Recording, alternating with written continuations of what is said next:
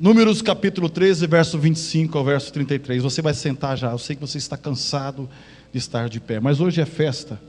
Nós começamos o culto hoje 7h30. Nosso culto normalmente são 2 horas, não é? Então vamos ver se a gente consegue terminar 9h30. Glória a Deus. Depois eu quero cantar meu tributo. Aleluia. Números capítulo 13, versos 25 ao verso 33. Eu quero falar nessa noite sobre mentalidade de gafanhoto. Você que recebeu uma Bíblia emprestada, que nós emprestamos, que página que está? Página 142? Isso? Você que recebeu uma Bíblia que nós emprestamos para você, página 142. Números no capítulo 13, verso 25 ao verso 33. Eu gostaria que você se acalmasse, que você acalmasse quem estivesse perto de você, para que você possa ouvir a palavra de Deus. O culto tem vários momentos. Tem um momento de louvor, que é aquela alegria, né? Vamos para lá, vamos para cá, e mãozinha para cima. Tem um momento de adoração, ninguém adora pulando. Isso não é adoração, é o momento que você se prostra, né, na adoração. E tem o momento de você ouvir a palavra. Então esse é o momento que você está, não é? Então ajude as mamães, fale com seus filhos, nos ajude, amém?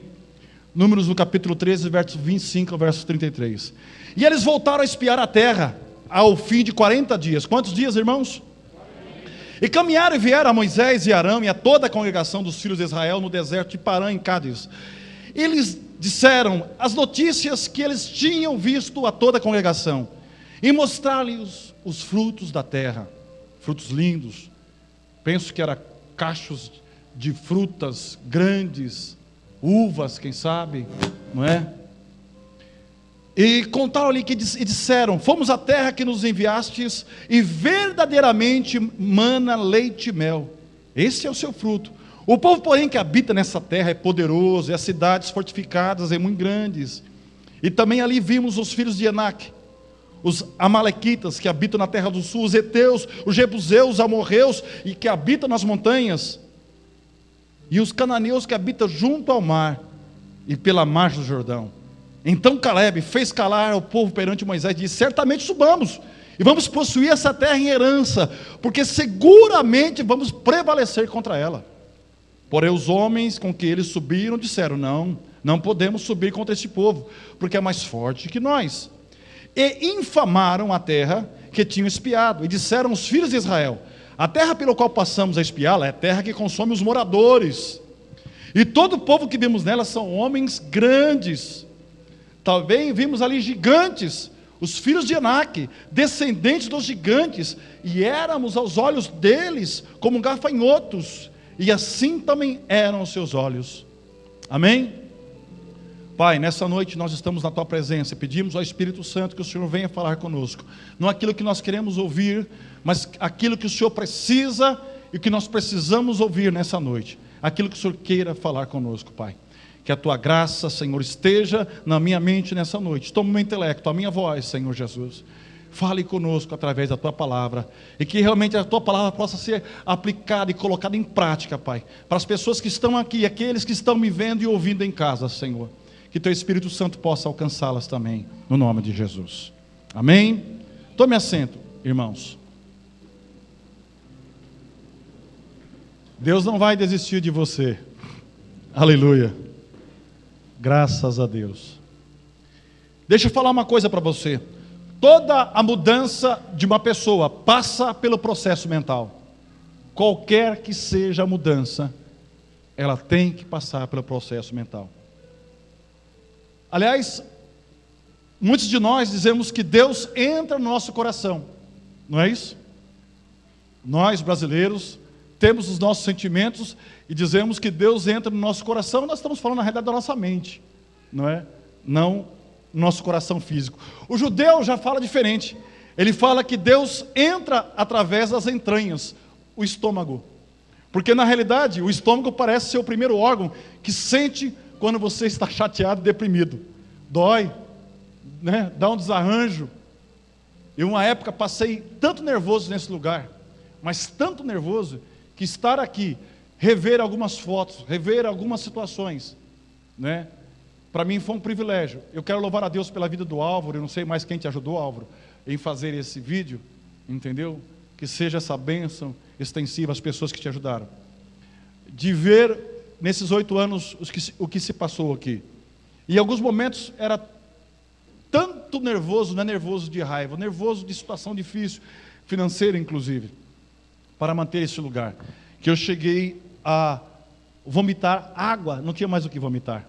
Jeremias conhece um pouco dessa história, é o meu amigo e acompanhou um pouco disso.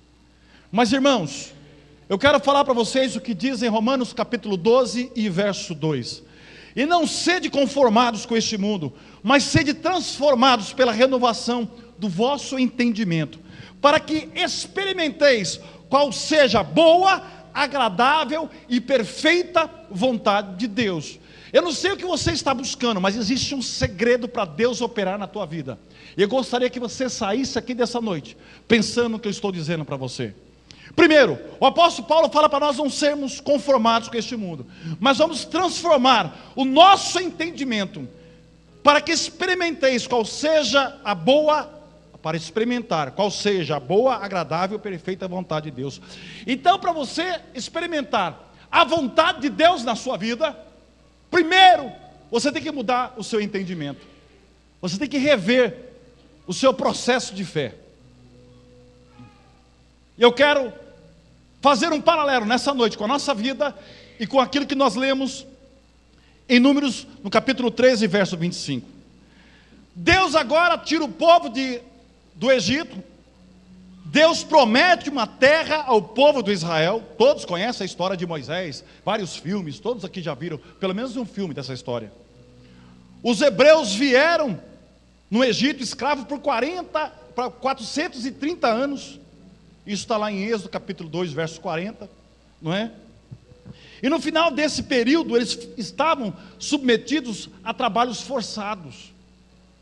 E conta diversos episódios sobre isso, no capítulo 3 de Êxodo e capítulo 4. Agora Deus dá uma missão para Moisés: tirar o povo do Egito. Então nós vemos que tirar ali e levar para uma terra prometida. Isso aconteceu independentemente da crueldade de Faraó. Antes de Moisés tirar o povo dali, Deus endureceu o coração de Faraó, não é? Ou mesmo da infidelidade do povo com Josué, está lá no Josué capítulo 24, ou até do Êxodo capítulo 14, onde fala da saída do povo. O problema é que eles estavam diante de uma vitória, mas tinha um paradoxo, tinha algo dentro deles. Aquela geração era uma geração escrava. Então imagina, aquele pessoal, 430 anos, aquela geração, aqueles homens que ali estavam, os filhos deles, eles já nasceram na escravidão. Então vemos que Deus pega, tira aquele povo de lá. Em Números capítulo 13 e verso 33, você vê o relato. Deus manda que Moisés mande ali 12 pessoas, um de cada tribo, para espiar a terra que Deus mandou eles possuir, que Deus mandou eles tomarem aquelas terras. Então quando eles voltam de lá, fizeram um relato maravilhoso: a terra é muito boa. A terra, se fosse no linguajar de hoje, diz que emana leite e mel. Lógico que o mel vem da abelha, não é? O leite vem da vaca. Mas o linguajar deles está querendo dizer o seguinte: é uma terra tão boa que tudo que se plantar ali vai colher, não é? Vai produzir. Mas aí eles falaram que eles viram ali os gigantes, os filhos de Anak, que também era descendente de outros gigantes.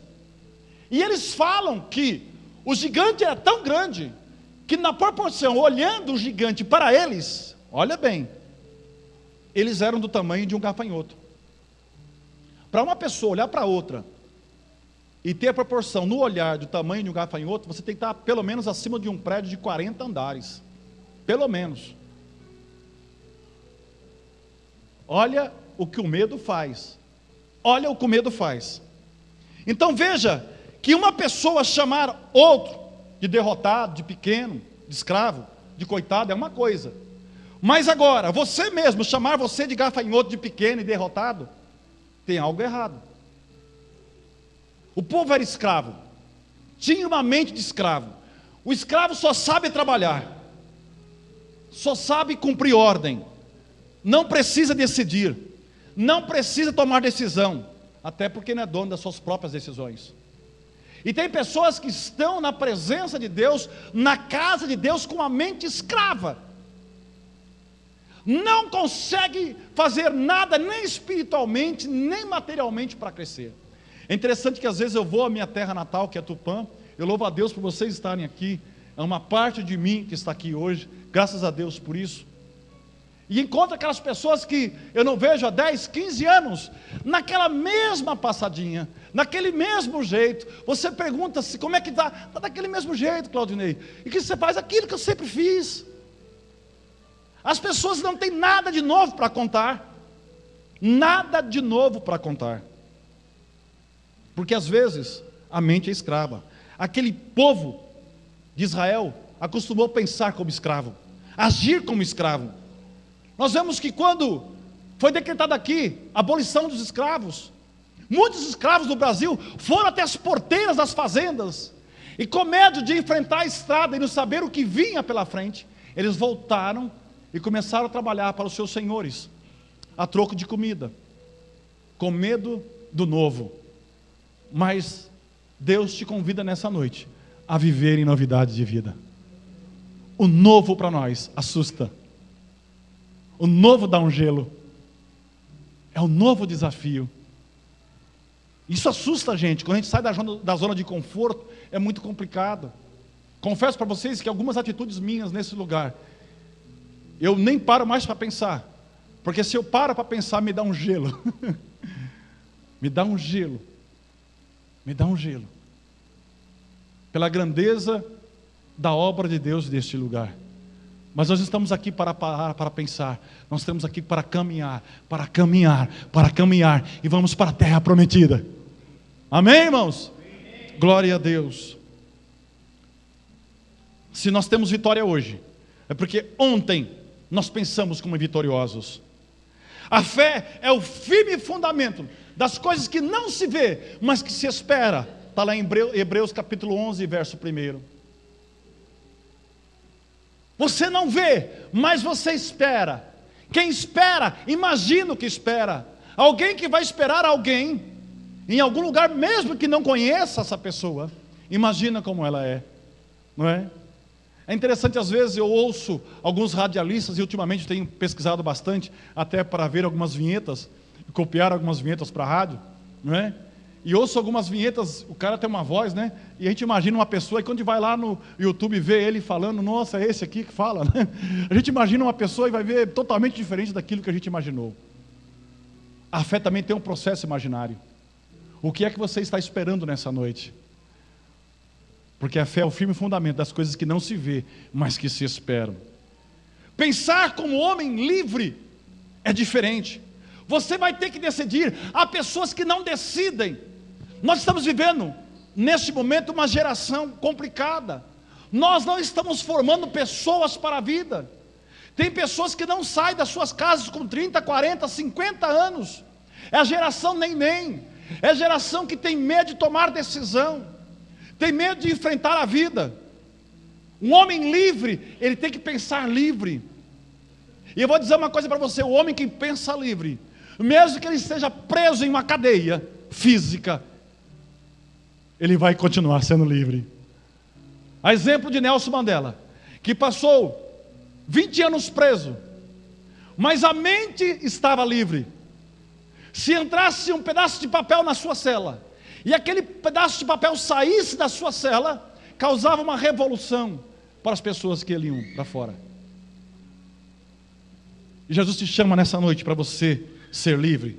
Em João capítulo 8, verso 36, diz assim: se pois o Filho de Deus os libertar, verdadeiramente sereis livres. Eu não sei quanto tempo você está numa igreja, eu não sei há quanto tempo você é o religioso, porque nós temos igreja hoje, fabricantes de religiosos, de pessoas que fazem as mesmas coisas todos os dias, de uma fé burra, de uma fé sem experiência, de uma fé sem vivência, uma fé que não louva a Deus, Porque o louvar a Deus são as obras de Deus na nossa vida. Porque não há outra forma de Deus ser glorificado e louvado nessa terra, se não for por sua vida. Se não for pela bênção de Deus que passa pela sua vida, e as pessoas vão olhar para você e vão dizer, verdadeiramente, Deus tem operado naquela vida, e o nome do Senhor Deus é glorificado. Até Satanás tem que glorificar o nome do Senhor. A história de Jó, no livro de Jó, Satanás estava andando pela terra e observando Jó, e aí Deus interpela Satanás e diz, Satanás, o que você estava fazendo? Ele é mentiroso, não estava dando uma voltinha para aí, mentira sua. Você estava olhando meu servo Jó, aí já veio o testemunho de Deus na vida de Jó. Realmente ele é fiel a ti, eu tenho que reconhecer isso. Mas também o cara é mais rico da terra de Ur, de toda a Mesopotâmia, toda essa região. Aí Deus faz para Satanás um desafio e diz, então você vai ver quem é Jó, arranca tudo dele, acaba com tudo dele. Deus está querendo dizer assim, eu sou fiel na vida dele pelo que ele é, e ele é fiel a mim, não pelo que ele tem, mas pela fé que ele tem em mim. Será que você pode louvar a Deus nessa noite? Diga assim, tudo posso naquele que me fortalece. Mas agora eu volto ao versículo anterior. Sei passar necessidade, sei ter abundância, sei estar doente, sei estar curado, sei estar triste, sei estar alegre. E aí o apóstolo Paulo escreve, tudo posso naquele que me fortalece. Qual é a sua condição de Deus na sua vida? O Deus que você tem procurado só é o Deus dos milagres. Naquele tempo já é assim, Jesus um dia ficou irritado e disse, vocês me procuram apenas pelos milagres que eu faço. Mas Deus quer te dar nessa noite uma certeza de uma vida eterna, uma certeza de que Ele vai estar na tua vida, independente da condição, independente do momento, Ele é Deus. E você tem que reconhecer isso. Por isso você tem que renovar a sua mente nessa noite, para que a bênção de Deus, para que você experimente a bênção de Deus, você precisa renovar a tua mente nessa noite, em nome de Jesus. Crise, irmãos, crise, na crise a gente cresce. Nos tempos que o Brasil tinha 35% de inflação ao mês, não compensava vender as coisas muito rápido, mas esse tempo passou, você vai precisar negociar, precisa de ter desafio, e tem pessoas que estão inertes, como aquele homem que pegou apenas um talento, que Deus deu para ele um talento, naquela história, naquela parábola que Jesus contou, e ele enterrou, ficou com medo de fazer alguma coisa. O que é que Deus tem entregue nas tuas mãos? O que é que o Senhor tem colocado nas tuas mãos? Será que você tem enterrado o seu talento? Esse talento pode ser financeiro, esse talento pode ser uma habilidade nessa noite que Deus tem te dado. O que é que Deus tem chamado você para fazer? Será que você tem enterrado o seu talento? Tem gente que pensa igual toda a vida inteira, ele não muda os pensamentos dele, ele não confia no depósito eletrônico, ele deposita, no outro dia ainda vai ver, será que realmente o dinheiro entrou na minha conta? É uma pessoa que não acompanha as coisas da vida, não usa um tag de pedágio, né, porque ele tem medo de cobrar para mais. Pessoas que não querem desafios para a vida, até querem, mas não têm coragem de desafio. Mas muda a sua cabeça, irmão. Em segundo lugar, a pessoa com o problema, foca no problema e não na solução. Você veio nessa noite com uma série de problemas, mas nessa noite eu peço que você foque no Senhor Jesus de Nazaré, que está aqui através do Espírito Santo, que é a solução para a sua vida.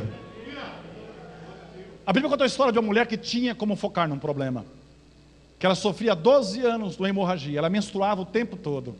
A Bíblia fala que ela gastou todo o seu dinheiro cosméticos naquela época, e ela não conseguiu nada. Mas ela ouviu falar que Jesus de Nazaré estaria ali naquela cidade dela. E ela disse, eu vou até Jesus.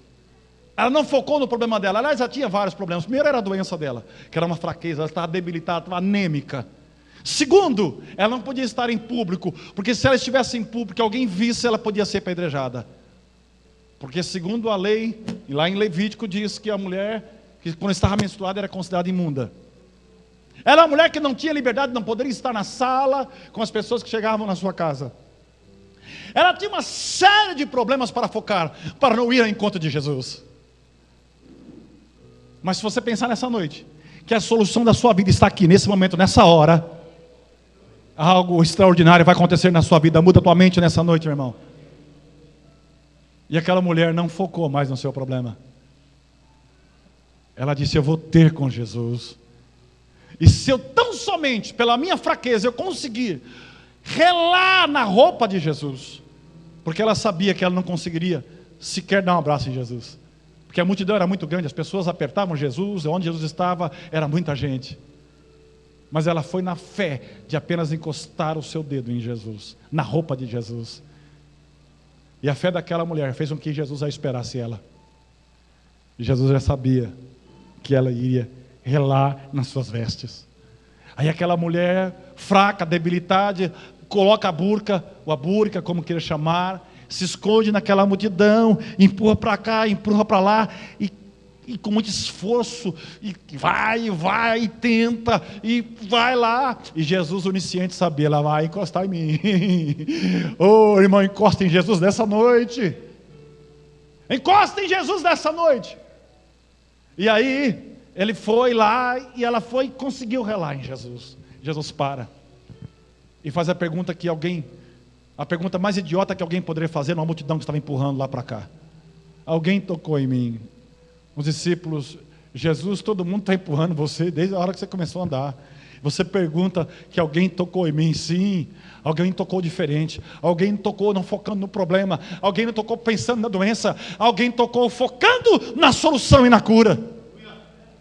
Alguém tocou em mim diferente, porque de mim saiu virtude. Por que será que Jesus fez isso? Porque tinha um homem chamado Jairo, um dos principais da sinagoga. Aquela mulher, ela sofria 12 anos de um fluxo de sangue. Ela era considerada imunda. Ela menstruava o tempo todo. E Jesus segurando Jairo, porque Jairo queria que Jesus fosse na casa dele, orar pela filha dele que estava à morte. Presta bem atenção nisso. A onisciência de Jesus. Jesus é lindo. Jesus é maravilhoso. Ele sabia o que você veio fazer nessa noite. Ele sabia que você está aqui. Jairo, incomodado com Jesus, e disse: Jesus, vamos logo na minha casa, porque minha filha está à beira da morte. Calma aí, Jairo. Alguém tocou em mim. E a Bíblia fala que aquela mulher trêmula, com medo da multidão, Jesus insistia.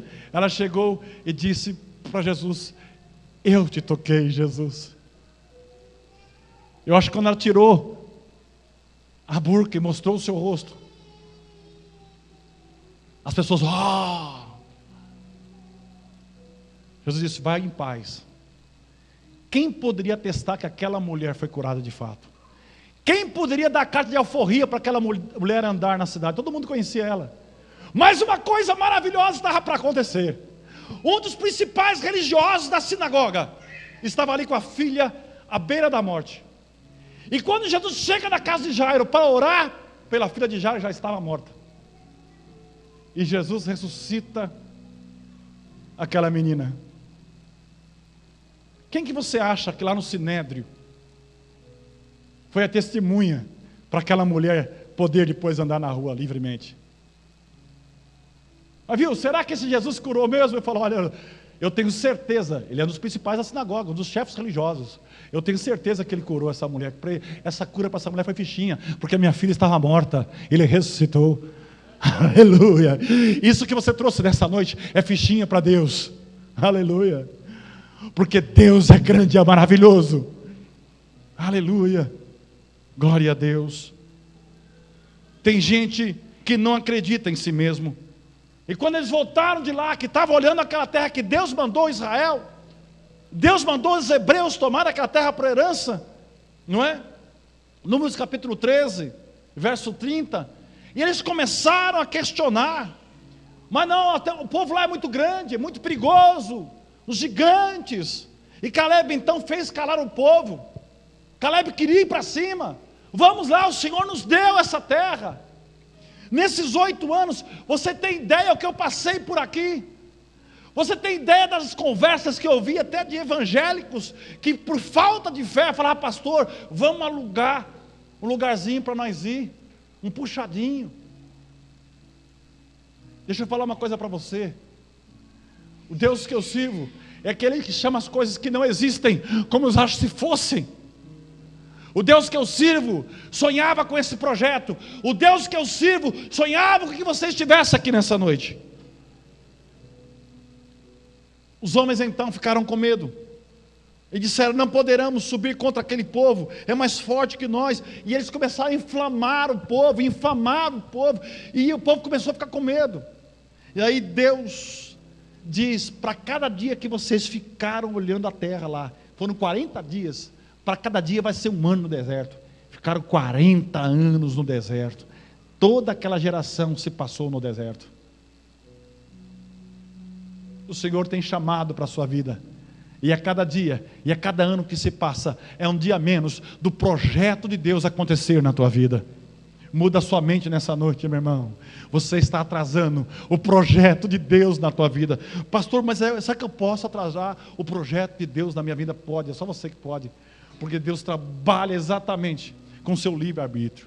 Deus não força nada.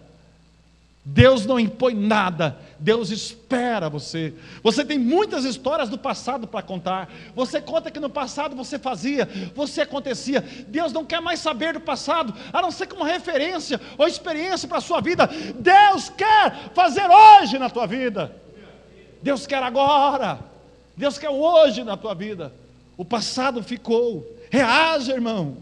Reaja. Tem 1 milhão de pessoas que querem estar no teu lugar. 1 milhão de pessoas que queriam estar sentado neste lugar. 1 milhão de pessoas que queriam ter a oportunidade que você tem. Eu conversei com um amigo ontem por telefone, quase 1 hora no telefone. Bastante tempo. Depois eu digo quem que é. Ele era de Tupã. Bastante tempo. Ele tem 10 anos mais que eu, não é? E eu disse: olha, eu estou chegando aos 50, dia 30 de junho. E ele me disse: ô Claudinei, estou com 60, fiz agora 5 dias atrás. Vamos trocar? Eu falei: de jeito nenhum. Deixa meus 10 aqui ainda. Não é? Deixa meus 10 aqui. Reaja, meu irmão. Reaja, meu irmão, reaja.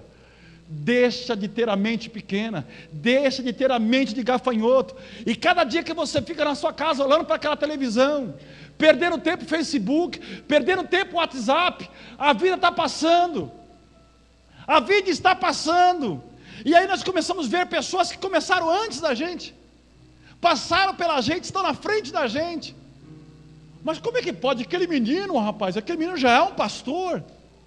Esse dia eu vi o Luciano Marchetti, pastor, foi meu discípulo quando líder de jovens, né? E tanto pastor Eliomar e tantos outros, né? E quantos estão aqui nessa banda que alguns até carreguei no colo, só não vou falar para não ficar chato, né? E de repente eu fico para trás, porque sabe de uma coisa? Porque tem uma promessa de Deus em Efésios capítulo 3 e verso 20. Ora, aquele que é poderoso para fazer tudo, olha, fazer tudo, muito mais abundantemente, além daquilo que pedimos ou pensamos, segundo o seu poder que nós opera. Ele pode fazer muito mais, mais além daquilo que pedimos ou pensamos, mais, muito mais, e Ele quer fazer mais. Às vezes nós temos uma mente de gafanhoto. Deus nos dá a oportunidade de nós termos grandes coisas, e nós vamos pelas pequenas coisas. Conta a história de um pastor que queria ter uma audiência com o prefeito, não é? Ele estava precisando de um monte de coisa, e quando ele vai conversar com o prefeito, ele pede cartucho de tinta para a sua igreja. Eu costumo dizer o seguinte: não vamos queimar cartucho. Pastor, e se eu falar com fulano? Eu falei: não, rapaz, deixa esse fulano para uma coisa que precisa bastante. Isso aí nós vamos dar outro jeito, não é? Prestar atenção que na maioria dos milagres, 1 ou 2 milagres Deus não perguntou, mas na maioria dos milagres Jesus perguntou: o que queres que eu te faça? Jesus olha para o cego na beira do caminho, depois de ter esguelado tanto: Jesus, filho de Davi, tem misericórdia. Elogia Jesus, né? Porque ele é filho do rei, o Davi. Jesus para e pergunta para o cego: o que queres que eu te faça? Que pergunta idiota, irmão. Que eu ande, Senhor. Que eu fale. O que queres que eu te faça? Senhor, eu quero ver. Ele fala: vê, a tua fé te salvou. O Senhor te pergunta nessa noite: o que queres que eu te faça? Pastor, mas ele conhece, mas ele quer ouvir de você. Às vezes eu faço uma coisa simples, que no mundo espiritual tem algo extraordinário para acontecer. Eu digo, você que quer receber uma bênção de Deus, e Deus direciona a gente alguns dias aqui, para bênçãos específicas. Eu digo, sai do seu lugar e vem aqui, eu vou orar por você. O irmão fica ali, ó. Hoje é o dia da sua cura, ele está lá, não vai ser curado. Sabe por quê, irmãos? Tudo que acontece no mundo visível, no mundo espiritual, tem um peso muito grande. Satanás não sabe o que você pensa, mas ele olha a tua atitude, vê os teus movimentos. A Bíblia fala que ao nosso redor estão os anjos do Senhor, e ao nosso derredor estão os demônios. É uma atitude de fé, é uma atitude de crer, de ter um gesto. Qual é o teu gesto para Deus nessa noite? Aleluia. Eu tenho uma conta no UOL Pensador, de vez em quando eu começo a pensar algumas coisas, escrevo. Eu fiz uma frase: o homem acredita mais nos seus erros do que nas suas virtudes. Porque nos erros nós somos os mais cobrados, até por nós mesmos. Mas você tem virtudes, você tem dons, o Senhor te chamou, o Senhor te escolheu. Ora, aquele que é poderoso para fazer tudo mais, muito mais abundantemente daquilo que pedimos ou pensamos, segundo o poder que em nós opera, Ele pode fazer muito mais. Veja, o nosso cérebro, ele produz algumas substâncias através do pensamento, a dopamina, a serotonina, a endorfina, a adrenalina, isso que traz algumas sensações de bem-estar, de prazer. Enquanto você não mudar a sua cabeça, você não vai mudar teu sentimento. Eu sempre digo, você pode ficar chateado, a gente não sabe que hora que a gente vai ficar chateado, mas quanto tempo eu quero ficar chateado, sou eu que decido. Eu é que decido. Você tem cultivado sentimentos de falta de perdão por quanto tempo? E quanto tempo você vai assim? Muda o teu processo mental, porque Deus quer operar na tua vida. Muda o processo mental. Olha como o apóstolo Paulo tinha uma mente brilhante em enxergar os desafios e os sofrimentos da vida. Em Romanos, no capítulo 8, verso 18, ele escreve assim.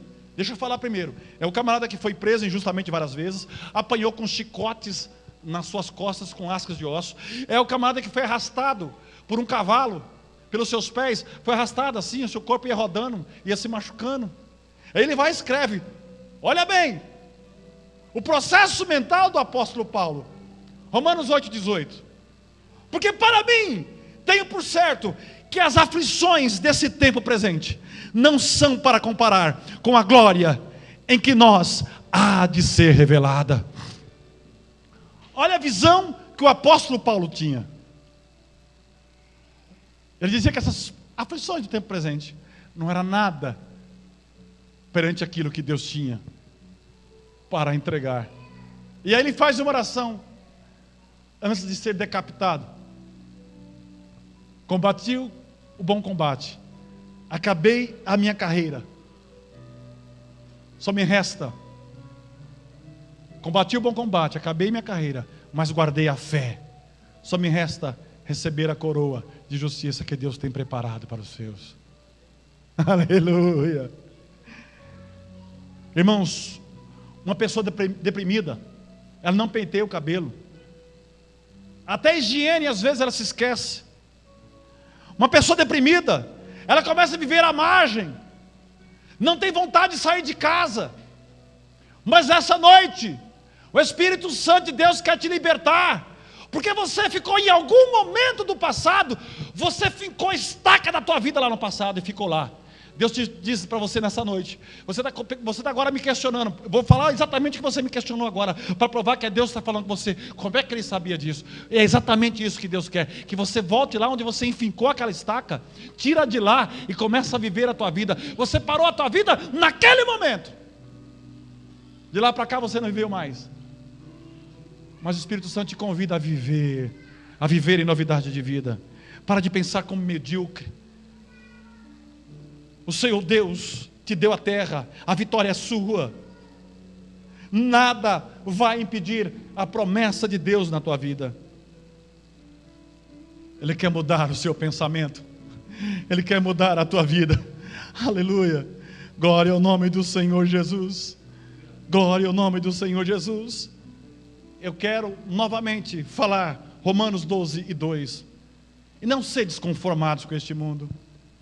Não se conforme, irmão, mas sedes transformados pela renovação do vosso entendimento, para que experimenteis. Depois que você vai renovar o teu pensamento, entendimento, você vai experimentar qual seja a boa, agradável e perfeita vontade de Deus. 8 anos se passaram, só Deus sabe o que aconteceu nesses 8 anos. Tantas alegrias, tantas decepções, mas eu estou focado nas alegrias, porque elas me impulsionam para desafios maiores. Aleluia. E vamos para frente, em nome de Jesus.